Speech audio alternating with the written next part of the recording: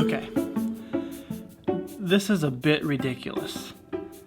I was at the BMV today, the Bureau of Motor Vehicles, my least favorite place in the world, to register my new cargo van. And I also had to update my license, and they took my picture, and oh my gosh. It looks like a mugshot. Like, it looks like I just killed a whole village and I'm not even upset about it. Or that I like sell skunks out of the back of my van and I got caught.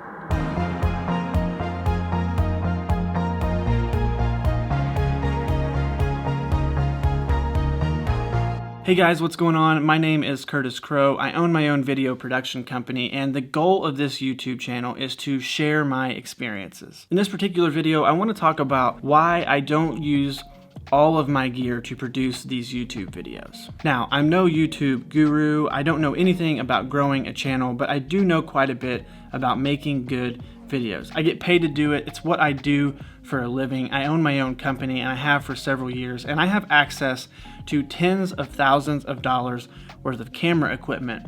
But I choose to make my YouTube videos on probably less than $2,000 worth of equipment. The reason I do that is because it allows me to create faster.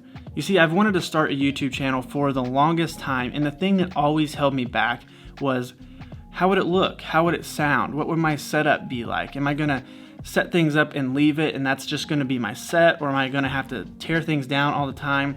And running a video production company, I needed that gear for client shoots, so it logistically just wasn't possible to leave things set up. And so I actually never started a YouTube channel because I got so caught up in those details. Finally, I realized after watching other YouTubers like Scott McKenna and Cody Warner and Matty Hoyopa that you can do a lot with a YouTube channel by just using a simple vlog style setup. And so that's what I decided to do, and since then I've actually been making videos and I'm very proud of it, and I actually like the way it looks.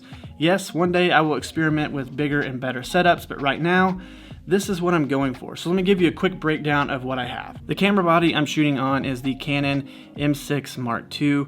It's the small mirrorless lineup that Canon has, but it still shoots 4K and takes really great photos as well. The lens is a Canon EF-M mount lens, their small mirrorless lineup. Again, it's a 22mm lens and it goes to f2.0, so it gives you this nice, soft depth of field. Really nice looking image out of this combo. Around the camera is a small rig cage, and the only reason I have the small rig cage is to allow me to mount my microphone, the Rode VideoMic Pro Plus, on the side. The reason I do that is because the M6 Mark II only has a flip-up screen, and if you don't have the cage, you have to mount the microphone on top of the camera, which you actually can't even really do because the screen is supposed to flip up there and they hit each other and it just doesn't work out. So I got the cage and I put the microphone on the side, and then it allows me to flip the screen up. This isn't a necessity. You can mount the microphone externally or hold the microphone or do whatever you wanted to do, but this is just the solution that I came up with. Now, this whole camera rig is sitting on top of a very small tripod. It's from Polar Pro. The tripod is the Apex Mini. It's from their Quick Draw collection, and it's a very small tripod that has a very large load capacity. The legs actually lock, so you can't like quickly change them, but that's totally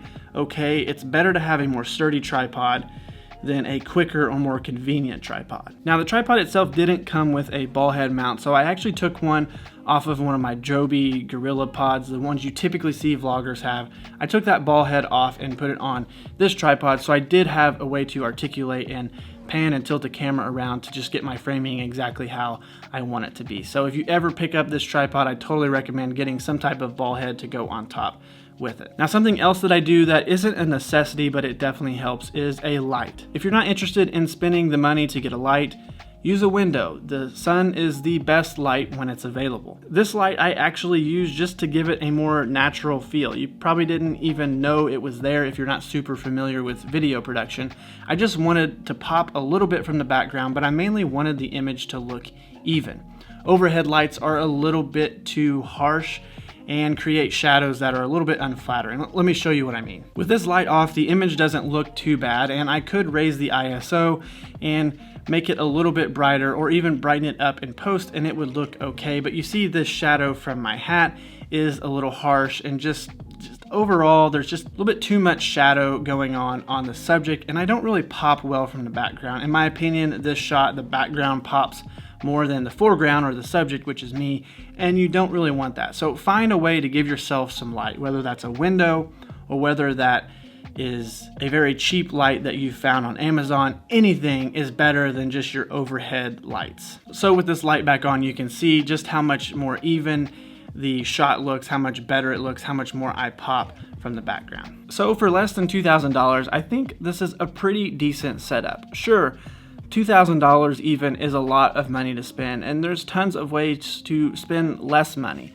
but there's also ways to spend a lot more. And one of the things I've noticed in the YouTube culture is buying these huge cinema cameras to just film yourself talking to it. A lot of YouTubers, I feel, don't get the full use out of a cinema camera unless they're doing client work or making films or documentaries on the side. I have a cinema camera on the way, and I have a Canon EOS R. I have thousands of dollars worth of lenses, thousands of dollars worth of lights, but that stuff just takes time. And with YouTube, the most important thing is just making things and getting content out there. Now, I'm again not giving you any type of growth strategy here because I know nothing about that. Just look at my subscriber count and you'll see I know nothing about growth strategy.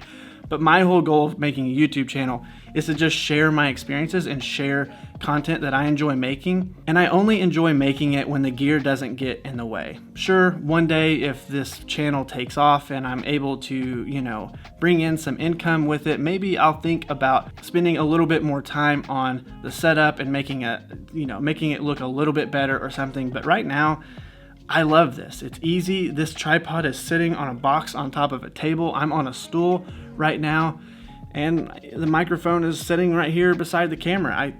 I think it looks fine. It sounds fine. What's important for me right now is to figure out what type of content gets the most views and gets the most traction for my specific use case. Anyways, guys, I can ramble on and on about whether gear matters or not and that whole subject, and maybe that's something I'll get into a little deeper, but this is just what I wanted to share for right now. My simple setup and why I love it and why I chose it over the thousands of dollars worth of equipment that I own. Thanks for watching this video, guys. If you want to follow me online, you can find me at Curtis Crowbird. It's my username on all social channels. You can find me at curtiscrow.com as well. I appreciate you guys watching. If you enjoyed it, maybe subscribe, or, you don't have to. Either way is fine. It really doesn't matter. I just enjoy making these videos. So I appreciate it, guys. I really appreciate you watching, and I will see you in the next video.